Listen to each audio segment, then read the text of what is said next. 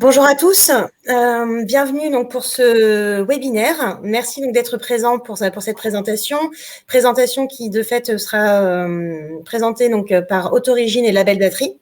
Pour information, vous êtes en mode écoute seul, ce qui signifie que vous ne pouvez pas prendre la parole, mais vous pouvez à tout moment poser vos questions sur le module chat ou sur le module questions tout au long de la présentation. Nous y répondrons au fil de l'eau durant ce webinaire et nous prendrons évidemment le temps de répondre à vos questions à la fin de cette présentation.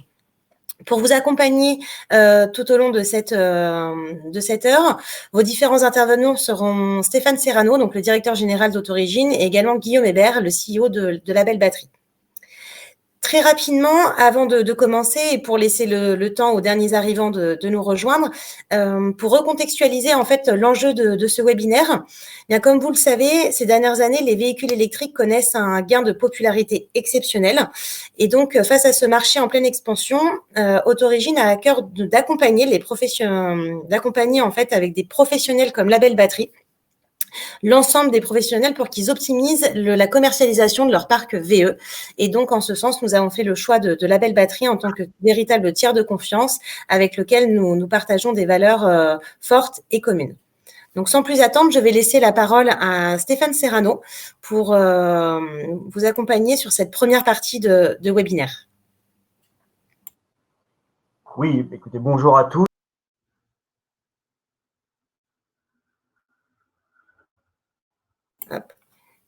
Excusez-nous pour les petites erreurs de direct. On va récupérer Stéphane tout de suite.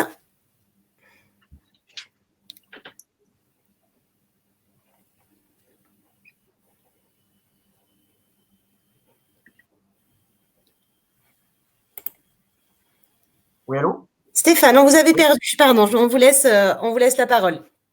D'accord. Oui, donc bonjour à tous. Merci pour votre présence et merci de nous accorder un peu de votre temps, justement pour qu'on puisse échanger. Donc, très rapidement, pour vous présenter Autorigine. Donc, Autorigine, en fait, les administrateurs d'Autorigine sont des personnages du monde de l'automobile. Hein. Et donc, ils ont œuvré dans la traçabilité, dans la transparence. Ça fait à peu près entre 30 ans et 40 ans. Hein. Donc, vous avez des personnes effectivement qui ont mis en place les contrôles techniques en France et rendu obligatoire les contrôles techniques. Vous avez effectivement le fondateur des ECF, hein, des écoles conduite françaises. Vous avez aussi le président de la Chambre syndicale internationale aussi de l'automobile. Et vous avez aussi le directeur général de 3ADATA, qui est la référence aujourd'hui, comme vous le savez, au niveau de la data. Donc, Autorigine, en fait, ce qui permet effectivement d'avoir l'historique des véhicules d'occasion. Donc, en fait, c'est très intuitif, hein, c'est très, très fluide. Donc, en fait, il suffit de taper une immatriculation pour avoir l'historique du véhicule. Donc, en fait, aujourd'hui, on est les seuls à pouvoir justement avoir la capacité d'encapsuler les messages ICV, hein, donc toute la partie système d'immatriculation du véhicule. Et en tapant l'immatriculation, vous avez l'historique. Et donc, quand vous avez effectivement ce rapport historique, aujourd'hui, vous avez le nombre de propriétaires, vous avez effectivement l'usage du véhicule, vous avez aussi la finition exacte des constructeurs, c'est-à-dire qu'aujourd'hui, dans les nouvelles fonctionnalités, on propose aussi l'équipement, donc effectivement avec la finition et puis les options sorties d'usine. Vous avez toute la partie sinistre aussi, donc avec les procédures VE, le certificat de situation. Et donc, bien sûr, dans les sinistres, vous avez effectivement la date du dommage. Vous avez effectivement le kilométrage aussi au moment du dommage. On a aussi effectivement l'exhaustivité des contrôles techniques, hein, donc avec effectivement le résultat du contrôle technique. Et au moment du dommage, au moment effectivement du contrôle technique, vous avez aussi le kilométrage qui est connu. Et donc, bien sûr, pour nous fonctionnons en API, ça c'est important parce que tout le monde ne le fait pas. Donc, c'est-à-dire qu'aujourd'hui, en fait, on est complètement, on est les plus complets et les plus industriels justement au niveau effectivement de l'historique du véhicule. Voilà. Donc, ensuite, donc aujourd'hui, Autorigine, bien sûr, est un outil d'aide à la vente. Donc, ça, c'est fondamental pour la partie, enfin pour les professionnels. Hein. Donc, comme vous le savez, aujourd'hui, tout passe par la partie digitale. Donc, en amont, bien sûr, Autorigine, on est capable de proposer effectivement, comme vous le savez, tous les professionnels aujourd'hui sont sur cette partie-là, sur la partie digitale. Donc, avec Autorigine, effectivement, ça permet effectivement aux clients d'avoir ce tiers de confiance et de proposer un historique du véhicule au client. C'est-à-dire qu'en fait, le client va sur la plateforme, par exemple, on travaille nous avec Renault. Le client, effectivement, repère une voiture et en cliquant sur cette voiture, il y a un bouton historique du véhicule et ça lui permet effectivement d'avoir une traçabilité au niveau du véhicule et effectivement de le verrouiller, enfin, plus ou moins, pour éviter effectivement qu'il parte justement à la concurrence. Après, établir la confiance, hein, comme je viens de vous le dire, donc aujourd'hui, effectivement, l'augmentation de l'âge du parc, donc on le voit bien au niveau des résultats, on en parlera tout à l'heure au niveau des chiffres, hein, on voit bien qu'il y a eu un bond sur les de 1 à 5 ans, et puis voire de 5 ans et plus. On a même effectivement des véhicules qu'on a retrouvés sur le parc, hein, parce qu'aujourd'hui, ce que j'ai oublié de vous dire, c'est qu'Autorigine, c'est 22 ans, on a plus de 22 ans d'immatriculation. Et aujourd'hui, bien sûr, le parc est de 40 millions d'immatriculations, donc on a la possibilité effectivement d'avoir l'ensemble de ces informations. Donc aujourd'hui, bien sûr, le mot d'ordre, hein, notre slogan, c'est l'effet réassurance. Hein, bien sûr, donc on est comme un tiers de confiance, une sorte de certification justement pour pouvoir rassurer les clients, parce qu'on parle de méfiance. Effectivement, on en parlera tout à l'heure au niveau des chiffres, vu l'essor que prend et la dimension que prend le VO. Donc derrière, bien sûr, les clients ont besoin d'être rassurés. Ensuite, donc voilà, le saviez-vous, donc l'historique d'un véhicule est au cœur du processus de vente d'un véhicule. Donc bien sûr, effectivement, aujourd'hui, on s'aperçoit que 20% des utilisateurs d'Autorigine achètent plus d'un rapport. Donc 40% des internautes ont consulté une annonce pro avant une visite Autorigine. Donc c'est ce que je vous disais un petit peu tout à l'heure sur la partie digitale. Hein. 30% des acheteurs consultent un rapport avant de contacter le vendeur. Et donc, bien sûr, l'essentiel, donc 95% des personnes qui recherchent une voiture se renseignent en ligne avant l'achat. Donc, effectivement, c'est là que c'est important, effectivement, qu'on intervienne parce que tout se passe en amont à la maison. Hein, donc, on sait bien qu'effectivement, ça achète, tout le monde, effectivement, regarde sur les sites. Et donc, derrière, ça permet, effectivement, après, derrière, d'aller en concession parce qu'effectivement, les gens ont besoin, effectivement, sur la partie aval, après, de se déplacer en concession pour pouvoir voir le véhicule, pour pouvoir le toucher. Donc voilà. Donc, mais l'amont se passe quand même sur la partie digitale, comme on le sait tous. Ensuite. Voilà. Donc, s'appuyer sur le rapport d'Autorigine pour la vente et la reprise d'un véhicule. Donc, ça fait partie effectivement aussi de nos axes forts. Donc, aujourd'hui, sur la partie reprise, hein, bien sûr, au niveau des groupes de distribution, hein, des constructeurs. Donc, l'avantage d'avoir effectivement aussi Autorigine, ça permet effectivement aussi à la force de vente de pouvoir mieux reprendre. Ça, c'est très important quand ils ont le client en face.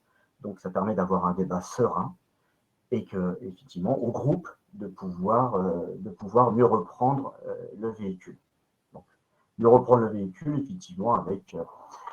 Donc, ça, c'est pour la partie, avec la participation à la traçabilité, la transparence, encore une fois, effectivement, comme je vous le disais, ce qui est important aujourd'hui, c'est que le début de la confiance, hein, c'est la transparence. Et ça, on le voit bien aujourd'hui, effectivement, que l'ensemble des groupes, hein, l'ensemble effectivement des acteurs du monde automobile sont effectivement complètement ouverts à jouer justement cette transparence.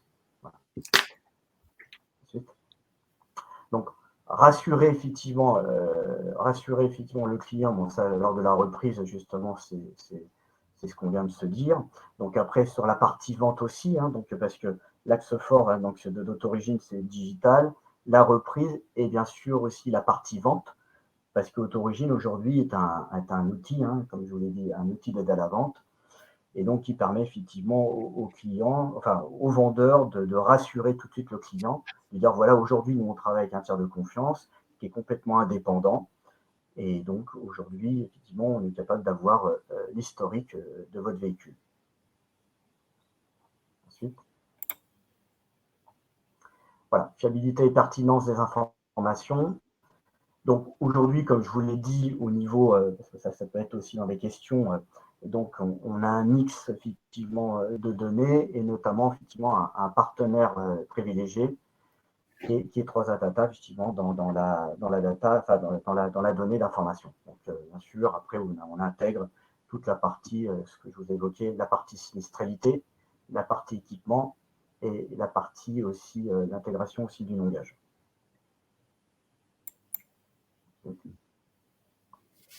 Voilà. Donc aujourd'hui aussi, on voulait effectivement le faire avec la belle batterie, parce que moi j'ai rencontré la belle batterie, ça fait à peu près plus d'un an qu'on se connaît avec Guillaume Hébert. Donc voilà. Donc en fait, comme je vous l'ai dit tout à l'heure, c'est que aujourd'hui il s'est jamais immatriculé autant de voitures d'occasion en France sur la fin du premier trimestre, comme vous le savez. Donc, on est sur une progression de 17,9%, donc de janvier à mars. Donc, aujourd'hui, on est sur un trend de 1,57 million d'unités écoulées. Donc, c'est complètement impressionnant et bien supérieur justement aux années passées. Et donc, comme je vous l'ai dit, effectivement, il y a une tranche des 1 à 5 ans qui a enregistré un bond de plus de 92%. Et donc, après, effectivement, les plus de 5 ans qui ont affiché effectivement une hausse de 79%.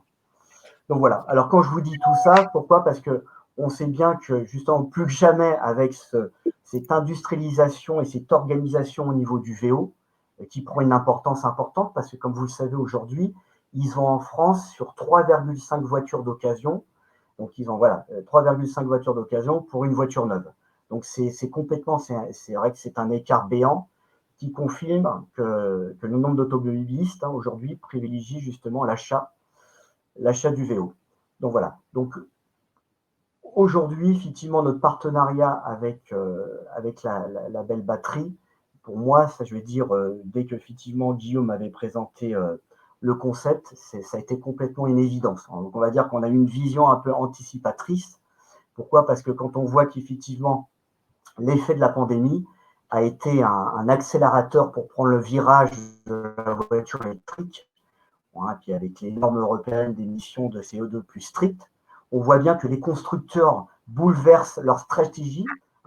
Ils misent sur l'historique, sur l'électrique. On voit bien certains à l'horizon 2030, en plus 2040 pour la France. Et quand on voit que certains constructeurs comme BMW, comme Toyota ou d'autres annoncent que d'ici 2030, la moitié des ventes seront réalisées par des véhicules électriques. Donc aujourd'hui, on rentre bien effectivement dans l'univers du tout électrique en Europe, avec le monde de Tesla et avec les Chinois. Et c'est pour ça que je laisse la parole à Guillaume pour nous présenter tout cela. Merci Stéphane. Je vais à mon tour partager mes slides pour vous parler un petit peu justement de ce partenariat, de ce qu'on fait avec la belle batterie et plus généralement vous apporter un maximum d'informations pour vous permettre de vendre plus facilement des véhicules électriques d'occasion. C'est ça l'objectif de ce webinaire. Alors, je vais juste demander un retour. Est-ce que vous voyez mes slides s'afficher? Oui, Guillaume. Est-ce que le partage a fonctionné? Eh bien, c'est parfait. Du coup, oui, merci Stéphane. En effet, ce partenariat entre Autorigine et la belle batterie, il a apparu assez évident quand on s'est rencontrés il y a bientôt un an, en effet. Ça va bientôt être l'anniversaire de notre rencontre. Ce partenariat, il est venu assez naturellement parce qu'il y a eu deux points communs qui ont été identifiés au début. D'abord, un constat commun que Stéphane, vous venez de rappeler, l'arrivée massive de l'électrique dans le parc automobile et donc de l'électrique d'occasion dans le marché.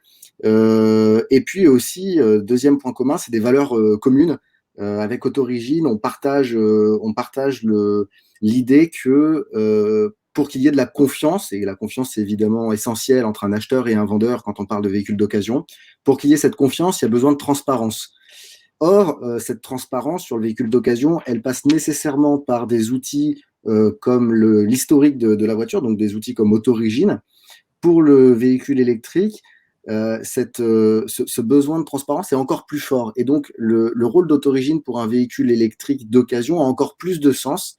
Pourquoi? Eh bien, parce que un véhicule électrique d'occasion, eh ben, ça ne s'achète pas de la même manière qu'un véhicule thermique. On n'a pas les mêmes repères, hein, si vous voulez. Aujourd'hui, beaucoup de gens ont quand même des connaissances ou connaissent des gens qui ont des compétences dans le véhicule thermique. On sait à peu près quoi contrôler, quoi regarder.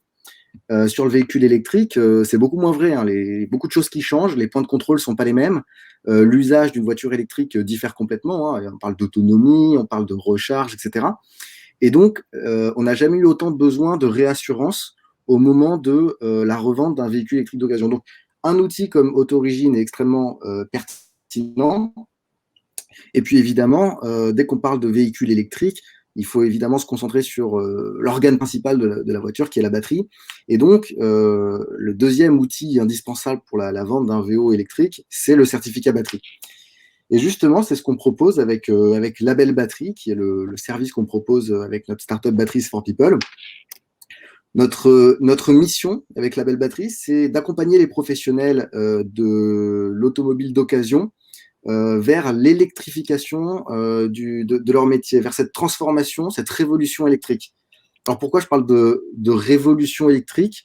Je pense que c'est passé inaperçu pour tout le monde. Hein. En 2020, l'électrique était omniprésent. On en parlait partout. Les ventes ont fait que battre des records.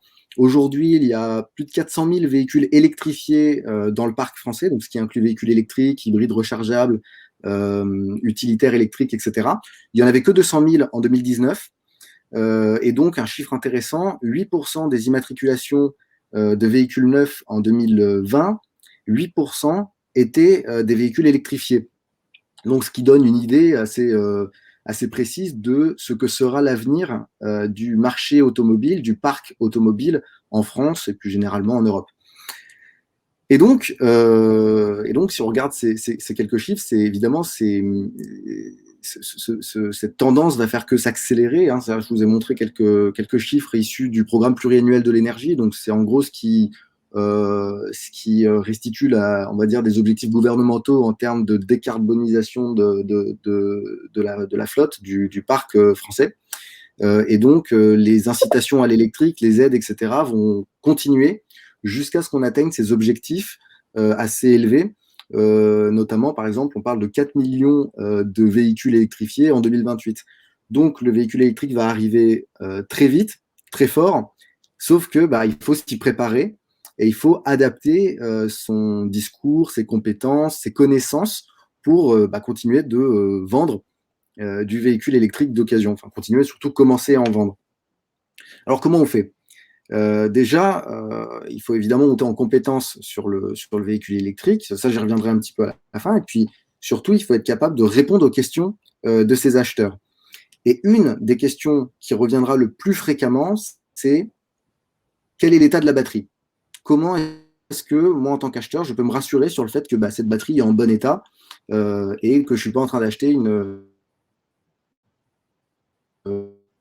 voiture électrique qui finalement me servira dans quelques mois. Et donc, ce qu'on propose pour adresser cette question-là avec Label Batterie, c'est de certifier les batteries des véhicules électriques. Alors pourquoi? On l'a déjà dit, on le répète et je continuerai de le répéter, la réassurance et donc la transparence, c'est essentiel pour vendre un véhicule d'occasion. Et c'est toujours essentiel pour vendre un véhicule électrique d'occasion. Dans le temps, les batteries des voitures électriques, elles vieillissent. C'est un phénomène qui est parfaitement naturel. On l'a tous déjà un peu constaté avec nos smartphones. Hein. On a tous déjà observé que dans le temps, nos téléphones perdaient un petit peu en autonomie, en puissance de recharge, etc. Mais sur les voitures électriques, on a le même souci, c'est ce qui s'appelle le vieillissement. Et ce vieillissement, il est assez hétérogène. C'est-à-dire que selon l'usage de la voiture électrique, on va plus ou moins dégrader sa batterie rapidement. Typiquement, les charges rapides, des mauvaises conditions de stockage, etc., accélèrent le vieillissement de la batterie. Et donc, quand on sait que réparer ou remplacer une batterie, ça peut coûter plus de 10 000 euros, on a absolument besoin de maîtriser l'état de la batterie avant de racheter un véhicule électrique. Si un vendeur est capable de rassurer ses acheteurs sur ce point-là, il pourra vendre plus vite, il pourra vendre plus rapidement. Donc, avec tous les gains que ça a un côté vendeur, évidemment, la réduction du lead time, hein, vous savez tous l'importance que c'est de ne pas mettre trop de temps à vendre un véhicule d'occasion. Or, aujourd'hui, un véhicule électrique se vend plus difficilement qu'un véhicule thermique, notamment pour ces raisons de manque de réassurance. Et puis évidemment, ça permettra d'augmenter la marge, déjà parce qu'on peut optimiser le prix de reprise, hein, avec le service label batterie, le diagnostic de la batterie, on peut mesurer l'état de la batterie avant une éventuelle reprise, et donc acheter au plus juste. Et puis derrière, on peut vendre plus cher, puisqu'on va être capable de revaloriser ce qu'on est en train de vendre d'occasion. Un peu de la même manière qu'avec Autorigine, apporter de la transparence sur l'historique de la voiture permet de revaloriser le véhicule d'occasion. Eh bien, avec Label Batterie, on revalorise la voiture via la transparence sur l'état de la batterie. Concrètement, un certificat batterie, en tout cas un certificat Label Batterie, ça ressemble à ça. C'est un document de 2 pages sur lequel on retrouve les informations essentielles sur l'état de la batterie. Donc, on va avoir évidemment le SOH, le State of Health. C'est la note d'intégrité de la batterie, la note de degré d'usure de la batterie. Et c'est cette information qui permet, par exemple, de savoir si la batterie est éligible à une réparation sous garantie. Hein, vous savez, les voitures électriques, souvent, sont accompagnées de garanties constructeurs qui portent sur la batterie. Alors là, ça varie d'un modèle à l'autre, hein. Mais globalement, c'est entre 5 et 8 ans et parfois entre 100 et 160 000 km. Et donc, les constructeurs vous disent, si votre batterie tombe en dessous d'un certain SOH avant ces 8 ans, eh bien, moi, je vous la remplace ou je vous la répare. Et donc, c'est cet indicateur-là, le SOH, qu'on retrouve dans le certificat batterie.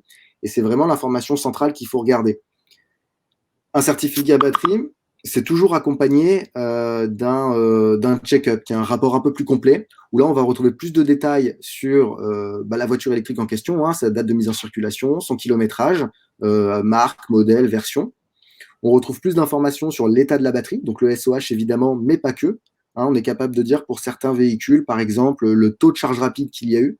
Et donc, quand on commence à s'y connaître un petit peu, et c'est en ça que c'est important, hein, pour les vendeurs de monter en compétence sur les voitures électriques, c'est parce qu'il y a tous ces petits éléments qu'il va falloir maîtriser.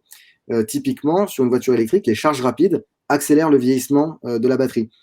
Et donc, nous, dans notre certificat, sur certains modèles, on va dire, cette voiture-là, elle a eu 30% de charge rapide, par exemple.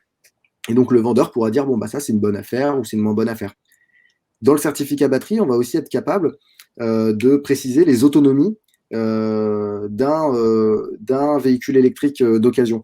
Et ça, c'est important parce que l'autonomie d'une voiture électrique, il n'y en a pas qu'une seule, en fait. Dire cette voiture, même pour une voiture neuve, hein, cette voiture électrique, elle a 400 km d'autonomie WLTP. En fait, cette phrase, elle n'a pas beaucoup de sens.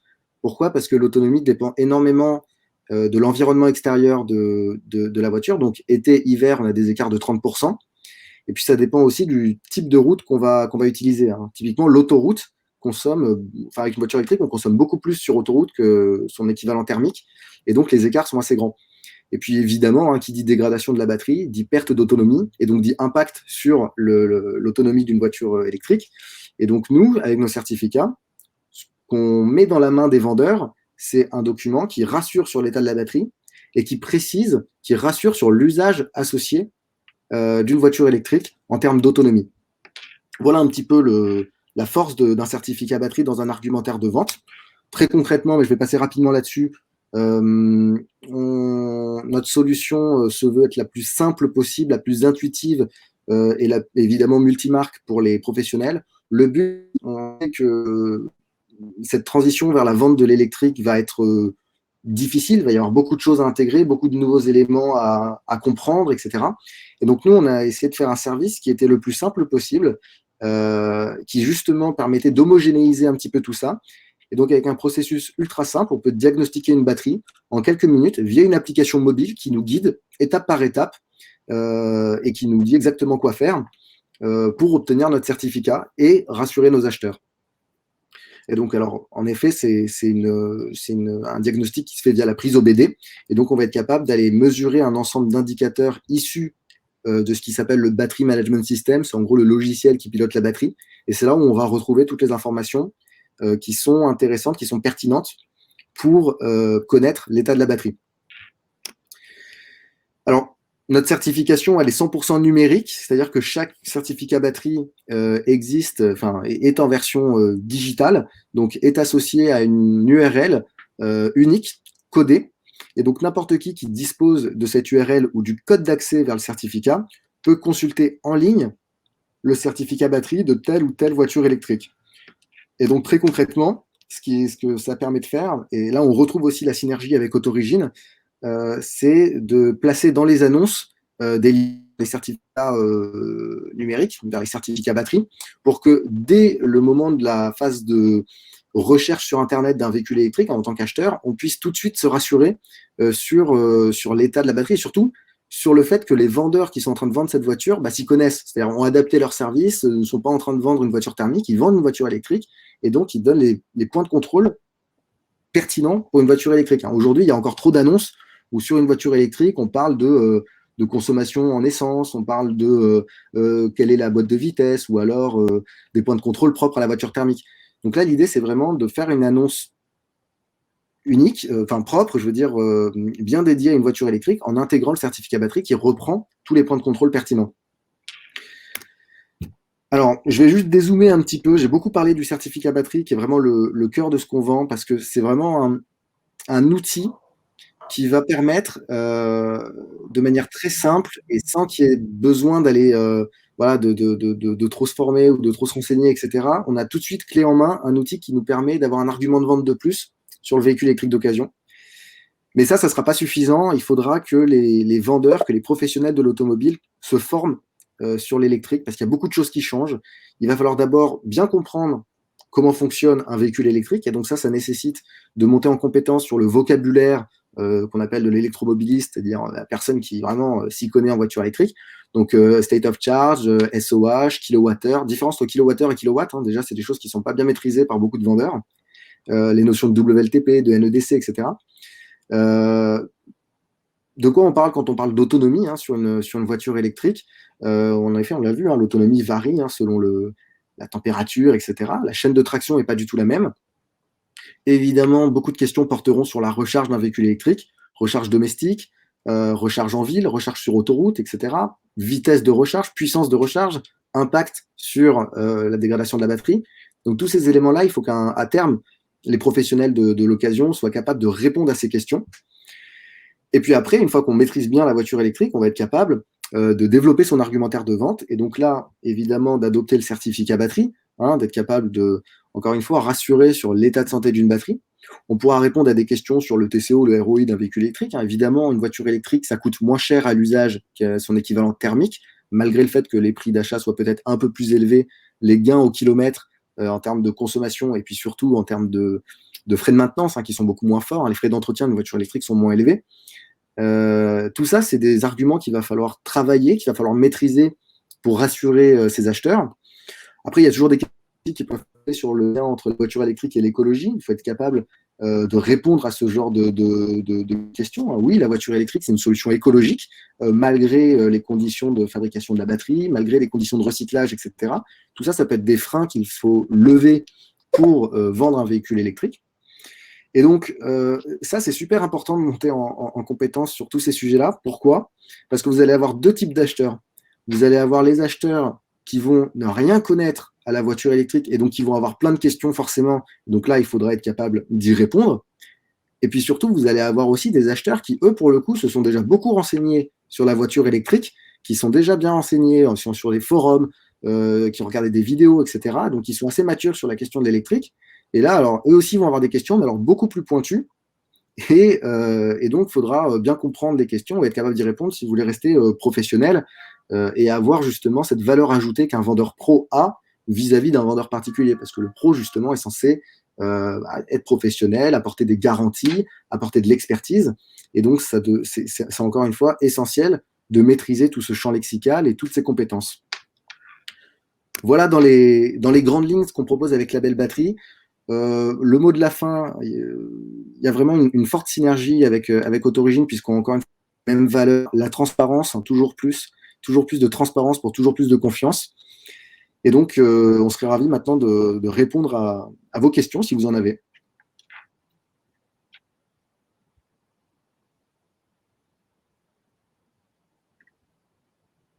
Alors, Amandine. Oui, bonjour, pardon, c'est moi qui vais prendre la main. Enchantée, bonjour à tous. C'est ça. Sophie. Sophie. On a une question pour Guillaume sur la durée de vie d'une batterie. La question, c'est selon tes observations, quelle est la durée de vie d'une batterie en kilomètres, en années, en cycle de rechargement? Ah oui, en effet, je la vois. Alors, bon, on ne peut pas donner de réponse unique sur la durée de vie d'une batterie dans la mesure où la durée de vie, encore une fois, dépend beaucoup de l'usage qu'on va faire de la voiture électrique. Encore une fois, on a des personnes qui peuvent dégrader très très vite une batterie, s'ils vont faire beaucoup de charges rapides ou exclusivement de la charge rapide, stocker la batterie dans des mauvaises conditions, etc. Mais ce qu'on peut donner, voilà, certains parlent de plus de 10 ans. C'est un chiffre qui est complètement cohérent, l'ordre de grandeur est tout à fait bon. Généralement, une batterie, dans sa première vie, peut durer plus de à peu près 10 ans, une dizaine d'années, avant que son état de santé passe en dessous de 70-75%. Après ça, on considère que la batterie n'est plus adaptée à un usage mobile, c'est-à-dire qu'elle n'a plus sa place dans une voiture électrique. Par contre, elle ne va pas partir en recyclage tout de suite. Elle sera d'abord réutilisée, ce qui s'appelle en seconde vie, pour du stockage stationnaire, par exemple, pour stocker des énergies renouvelables. J'espère avoir répondu à la question. Merci Guillaume. Jacek qui a posé la question, si tu veux poser une nouvelle question complémentaire, n'hésite pas. On a une autre question d'Alain qui demande concernant l'autonomie présagée, ne faudrait-il pas fixer des limites maxi et minimum au plus près de la réalité et non pas théorique dans la période la plus favorable? Merci Alain pour cette qui fait une discussion qu'on a eue il y a pas longtemps, qui est un point en effet très pertinent que je partage complètement. Alors oui, bon. Alors Alain, en effet, toi, tu t'y connais vachement en voiture électrique et tu as bien en tête justement la finesse qu'il faut avoir quand on parle d'autonomie, parce que l'autonomie, encore une fois, dépend beaucoup de plein de facteurs. Et ça, encore une fois, ça fait pas vraiment sens de parler d'une autonomie d'une voiture électrique. Ça fait un peu plus de sens de parler de plusieurs autonomies suivant plusieurs conditions. Mais là encore, ça va dépendre du style de conduite, ça va dépendre de si la personne a sa voiture électrique dans les montagnes, par exemple, avec le freinage régénératif, ça va complètement changer beaucoup de choses. Donc, nous, le choix qu'on a fait avec la belle batterie, c'est d'essayer de donner des autonomies théoriques qui vraiment essaient d'être au plus proche de la réalité de la plupart des gens. Après, oui, pour certaines personnes, ça sera un peu plus éloigné de la réalité parce qu'elles auront un usage un peu particulier. Mais on ne peut pas donner des fourchettes trop larges parce que, Alain, ton idée, c'est de donner en effet une notion d'autonomie minimum et une autonomie maximale qui intégrerait ces notions d'éco-conduite, etc. Mais ça donnerait des fourchettes très grandes, ce qui évidemment serait plus proche de la réalité parce que plus la fourchette est grande, plus on a de chances de tomber juste. Maintenant, ce qu'il faut, c'est que les vendeurs qui utilisent nos certificats puissent de manière très simple et sans avoir forcément à se perdre dans des explications trop longues, donner de la transparence, de l'information précise sur l'autonomie de la voiture. Et donc, on doit trouver le juste milieu entre la fourchette assez large, différents types de cycles, et pas trop d'informations et pas trop large pour que l'acheteur puisse facilement dire « Ok, cette voiture, globalement, il y a de bonnes chances qu'elle matche avec mon usage. » Je ne sais pas si c'est très clair. On a une autre question de Mathieu, je ne sais pas lequel de vous deux peut répondre, c'est est-ce qu'il y a des best practices à conseiller quand un acheteur vient pour récupérer un VO sur l'usage, sur l'autonomie, sur la recharge? Est-ce que concrètement, il y a des choses qu'on peut conseiller à ce futur acheteur ou à cet acheteur en passe de devenir propriétaire? En vue de préserver la durée de vie, c'est ça, de la batterie? Ouais, usage, autonomie, recharge. Donc oui, je pense que c'est ça, tout à fait. Oui, alors là, absolument, il y a beaucoup de best practices à bien connaître. Bon, alors nous, on est assez actifs sur notre blog, sur la belle batterie, pour justement proposer du contenu, des articles, des vidéos pédagogiques, etc., pour sensibiliser sur ces questions-là, parce que c'est pas inné, il faut l'apprendre quelque part. Donc, n'hésitez pas, pour ceux qui ont ce genre de questions, à consulter notre blog sur le vieillissement des batteries et sur justement toutes les bonnes pratiques qui existent. En quelques mots, ce qu'il faut bien avoir en tête, c'est de faire attention aux charges rapides, c'est-à-dire minimiser un maximum les charges à haute puissance. Premier point. Deuxième point, faire attention aux conditions de stockage. Ne jamais stocker sa batterie si elle est chargée à 100% ou déchargée à 0%. Ça accélère le vieillissement, ça crée des réactions parasites au niveau de la batterie, c'est pas bon. Donc ça, typiquement, pour les professionnels de l'occasion, on a eu beaucoup de batteries qui ont été complètement détériorées parce que des voitures électriques restaient sur parc d'occasion pendant des semaines et des semaines avant que les vendeurs s'en occupent, et elles restaient complètement déchargées, complètement à plat, et les batteries sont presque irrécupérables. Et donc, nous, nos clients, maintenant, ce qu'ils font, c'est qu'ils ils ont des process sur lesquels, tous les 15 jours, ils viennent contrôler le niveau de charge de la batterie et s'assurer qu'elle est toujours à peu près 50%. Et donc, il faut régulièrement aller surveiller sa batterie et s'assurer qu'elle n'est pas justement trop déchargée ou trop chargée, parce que ça va détériorer la batterie. Donc, les conditions de stockage, c'est très important. Après, il y a toujours le style de conduite. Après, il y a des phénomènes qui ne dépendent pas de nous. La température extérieure, ça a un impact assez fort. Et s'il fait très chaud, si vous habitez dans une région chaude, il y a de fortes chances que votre batterie se dégrade plus vite que si vous habitez dans le nord de la France. Donc, ça, malheureusement, vous ne pouvez pas y faire grand-chose. Mais par contre, ça peut être un truc à regarder si vous achetez une voiture électrique d'occasion. Peut-être demander l'origine à l'acheteur. Hein. Si, par exemple, c'est une voiture qui vient d'Espagne, ça peut valoir le coup de bien se rassurer sur l'état de la batterie. Merci Guillaume. On a deux questions qui s'en suivent. Une qui reste axée sur le véhicule électrique et lors d'une transition en occasion. C'est est-ce que certaines pièces sont plus à surveiller que d'autres? Est-ce que certaines pièces tombent plus souvent en panne? On parle de convertisseurs, de processeurs. Voilà. Est-ce qu'il y a des éléments qui sont particulièrement à surveiller lors d'une transition, une transaction véhicule? Bon, je vais là-dessus, la voiture électrique, franchement, c'est une technologie, la chaîne de traction électrique, c'est une technologie incroyable par rapport à la chaîne de traction thermique. Il y a très peu d'entretien sur une voiture électrique. Un moteur électrique, il faut savoir que c'est extrêmement robuste. Il y a très peu de pièces mobiles dedans. Ça a une durée de vie énorme. Donc franchement, pas de à avoir, pas de contrôle particulier sur les véhicules électriques, sur la chaîne de traction, autre que l'état de santé de la batterie. Pour le coup, vous pouvez y aller à l'aveugle sur le moteur. Alors, à moins qu'il y ait un voyant d'alerte qui soit affiché au tableau de bord, hein. A priori, il n'y a pas de... Sur une voiture thermique, hein, il fallait regarder si les vidanges avaient été faites, etc. Si il n'y a pas une courroie de distribution qui a été changée ou un joint de culasse qui a été fait il y a 3 semaines. Mais sur une voiture électrique, vraiment, là, vous pouvez y aller les yeux fermés en termes de motorisation. On est sur du très robuste. Ok, merci. On a une question plutôt pour Stéphane, du coup, pour Autorigine, concernant les informations du contrôle technique. Où est-ce que vous allez les chercher? Est-ce que c'est sur Istovec? Non. Aujourd'hui, on a un mix de données hein, au niveau avec des experts. Et donc, comme je l'ai dit tout à l'heure, avec effectivement notamment 3A. Donc, on a aussi, nous, effectivement l'information contrôle technique qu'on a mis en place. Hein. Donc, on parlait de vision anticipatrice, on avait aussi, effectivement, avec nos développeurs, effectivement, anticipé aussi cette arrivée-là. Justement, par rapport à Istovec, je vois aussi la question. On connaît tous un peu Istovec aussi, et je parlais tout à l'heure des fondateurs. Je ne vais pas rentrer dans le détail, mais justement, Istovec aujourd'hui existe grâce aux fondateurs que je n'ai pas nommés tout à l'heure, mais qui sont depuis 40 ans dans le monde automobile, voire plus, et qui avaient été effectivement rencontrer les gens effectivement qui étaient missionnés par le ministère, et notamment la partie, c'est comme ça que Istovec est arrivé. Donc voilà. Donc on a effectivement nos propres données pour pouvoir avoir ces informations-là. Voilà.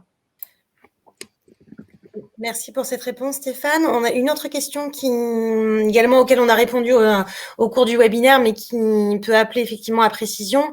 Donc, Florent, qui comprend bien l'utilité en fait du rapport Autorigine, mais qui se demande en fait si, sans les options en fait sinistralité ou réparation, enfin sans les options ou si elles ne sont pas suffisamment complètes, est-ce que l'historique ne va pas être pauvre?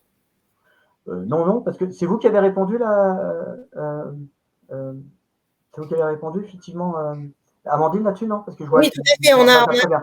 apporté. Exactement. Comme vous dites, parce que c'est vrai que, désolé, je me suis vraiment focalisé sur en fait, sur la partie avec les nouvelles fonctionnalités qui viennent d'arriver. Donc, c'est vrai que j'en ai parlé plus largement, mais comme vous l'avez précisé, donc je l'avais dit, effectivement, le nombre de propriétaires, effectivement, et puis l'usage, mais il n'y a pas que ça.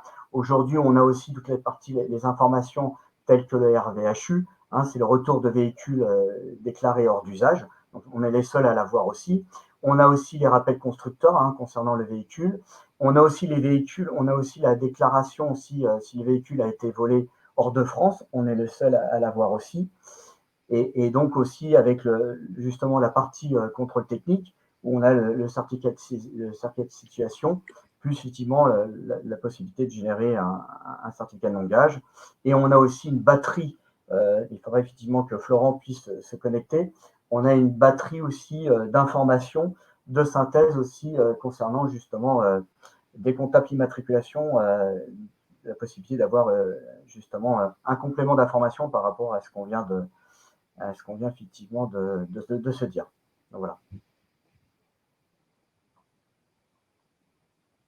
Super, je crois qu'il nous reste encore quelques questions, notamment une nouvelle question d'Alain par rapport à la proposition du certificat batterie vis-à-vis des centres de contrôle, puisqu'un véhicule doit disposer d'un contrôle 6 mois avant. J'imagine que, Alain, tu parles des contrôles techniques. Ouais, ça va être ça. Le contrôle technique, c'est pas prévu aujourd'hui que le certificat batterie fasse partie des points qui intégreront le contrôle technique obligatoire lors de la revente d'un VO. Pourquoi? Parce que les contrôles techniques portent exclusivement sur des notions de sécurité. Aujourd'hui, nous, le certificat batterie, c'est surtout sur des notions de performance et de valeur d'un véhicule électrique. Donc, il n'y a pas d'obligation légale à ce qu'il y ait un certificat batterie. Par contre, ce qui est sûr, c'est que c'est un document qui est évidemment très complémentaire d'un contrôle technique et qui a parfaitement sa place dans ce qu'on appelle le dossier d'un véhicule d'occasion. Donc, généralement, quand on achète une voiture d'occasion, le professionnel ou le particulier nous donne une pile comme ça de papier dans laquelle on a l'ensemble des contrôles techniques. Et là, on pourra retrouver aussi le certificat batterie.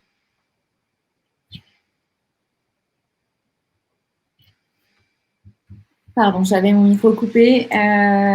Encore une question d'Alain qui est fort curieux et c'est intéressant, je pense, ça nourrit le débat.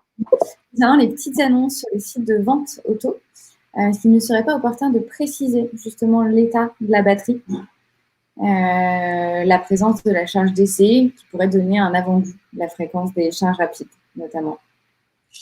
Si, ça va arriver progressivement. Nous, on milite pour et de plus en plus, le marché prend connaissance de l'importance de l'état de la batterie sur une annonce d'un véhicule d'occasion, que ce soit des annonces entre particuliers ou de professionnels à particuliers. Et donc, si progressivement, le marché va s'habituer et on va retrouver de plus en plus justement l'information sur l'état de la batterie, la présence des charges d'essai, en effet, quand c'est possible. On le dit aussi dans le certificat batterie, combien de charges rapides il y a eu sur tel ou tel véhicule électrique. Donc, on va retrouver toutes ces informations au moment de l'annonce. Après, on a déjà de plus en plus de professionnels très sensibles à la question de l'électrique, très sensibles à ce que va devenir l'avenir du marché de l'automobile d'occasion, qui commencent à adapter justement leurs annonces. Et on voit de moins en moins, en tout cas au niveau des pros, en tout cas des pros les plus avertis, on voit de moins en moins d'annonces comme il y en avait avant, où vraiment c'était caricatural, quoi. On avait une Renault Zoé et on parlait de la consommation en litres d'essence par 100 km, ou ce genre d'éléments. Donc, de plus en plus, on retrouve les informations sur l'état de la batterie dans certaines annonces. Ok, merci beaucoup. On a une dernière question sur les batteries, pour savoir si elles sont garanties. Est-ce que peut-être le certificat est garanti? Est-ce qu'elles sont garanties par ailleurs? Ouais. Les batteries, en général, elles sont garanties 8 ans ou 160 000 km par le constructeur. Alors, parfois, c'est un peu moins, parfois, c'est pas exactement le même nombre de kilomètres. Nous, dans notre certificat batterie, justement, attendez, alors je crois que j'avais en annexe, j'avais une slide là-dessus. Voilà, peut-être qu'on voit plus en détail le certificat. On précise pour telle voiture, quelle est la garantie restante de la batterie, donc en termes d'années, en termes de nombre de kilomètres, ce qui est pratique parce que comme ça, les vendeurs pro n'ont pas besoin d'avoir un abac quelque part de quelles garanties sont proposées par quel constructeur, à quel moment et à quelle mise en circulation de la voiture. Et donc, nous, sur le certif, en effet, on précise ces notions de garantie. Donc, oui, il y a des garanties batteries qui existent. Elles varient d'un constructeur à l'autre et on le précise juste de manière homogénéisée dans le certificat. Superbe. Je crois, Amandine, dis-moi si tu es d'accord qu'on a posé toutes les questions qui nous sont venues jusqu'à présent. Alors oui, je te confirme qu'effectivement toutes les questions ont été vues. Effectivement, j'ai rebalayé autant sur la partie chat que sur la partie questions. Mais effectivement, pour le moment, on a traité toutes les questions. Surtout, n'hésitez pas si d'autres questions vous viennent. Sachez qu'à l'issue de cette présentation, le replay vous sera évidemment envoyé et vous pourrez à tout moment nous faire part de vos questions complémentaires et les équipes de Label Batterie et d'Autorigine se feront un plaisir de répondre à vos différentes interrogations. Ouais, juste une dernière chose. Donc, au niveau du partenariat, effectivement, avec Label Batterie, il suffit, vous allez sur le site grand public, le site B2C, et vous verrez qu'effectivement, donc il y a un wording Label Batterie, donc bien sûr dans notre partenariat, c'est-à-dire que vous allez sur l'historique, effectivement sur le rapport historique d'Autorigine, et derrière, effectivement, il y a un wording Label Batterie, donc effectivement, c'est le début de notre partenariat, effectivement, avec Label Batterie. Ouais. Je dirais que le partenariat aujourd'hui, il passe avant tout par ce genre d'exercice qu'on fait aujourd'hui, des webinaires, des prises de parole communes, potentiellement des salons qu'on va faire en commun, des articles, des blogs qu'on partage en commun. En fait, on est vraiment dans une logique de... c'était vraiment, encore une fois, la rencontre, elle s'est faite de manière très naturelle. C'était vraiment, on partage un constat commun et on a des valeurs communes. Il faut absolument qu'on parle ensemble et qu'on exprime notre vision commune aux autres. Donc sur le besoin de transparence et de réassurance sur le véhicule d'occasion et particulièrement sur le véhicule électrique d'occasion. Tout à fait, il y a une véritable complémentarité, comme vous avez pu le comprendre avec ce que j'ai pu vous présenter et effectivement ce que a très bien fait aussi, très explicite, parce que c'est normal toutes les questions sur la partie électrique, parce que la transition s'accélère, comme je vous l'ai expliqué tout à l'heure, on voit les chiffres et on voit effectivement les stratégies au niveau des groupes, donc à tout niveau, et on ne parlait pas que du véhicule léger, mais on voit aussi des VU sur les VU, les VUL aussi, on le voit avec Toyota, Volkswagen, donc il est vrai qu'il y a beaucoup de questions et on n'en a pas terminé. Et comme le disait tout à l'heure aussi, en termes de formation aussi, Guillaume, on s'aperçoit qu'aujourd'hui, les constructeurs, enfin la force de vente VO, la force commerciale VO, participe aussi en même temps que la force commerciale VN, justement, aux formations dispensées sur les nouveaux produits électrifiés. Tout à fait.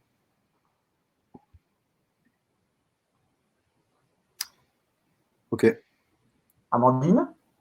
Sophie? Oui, pour nous, du coup, il y avait une dernière question sur le partage de vos valeurs, mais je pense que vous y avez répondu avant qu'on... Donc, je pense qu'on a balayé toutes les questions. Amandine, je te laisse reprendre la main. Ouais, super. Rien de particulier pour conclure. Encore une fois, mais merci à tous d'avoir participé.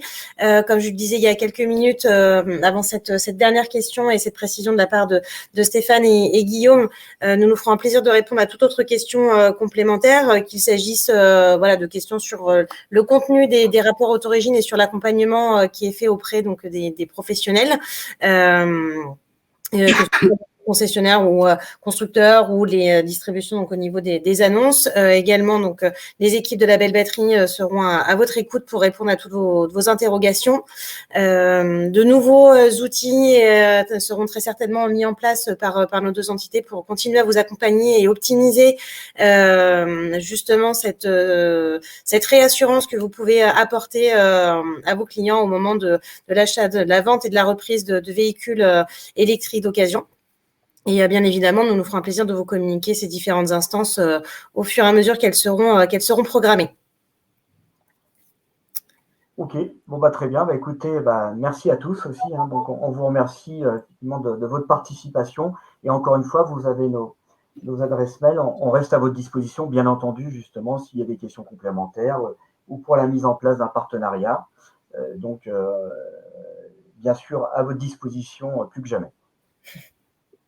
Absolument. Merci beaucoup. Merci à tous. Merci pour l'organisation aussi de ce webinaire. Mandine, Sophie, c'était super. Et puis, tout comme Stéphane, on reste entièrement à votre écoute pour toute question. Très bien. Merci à tous. Merci à vous. Très bonne journée. Merci. Au revoir. Au revoir.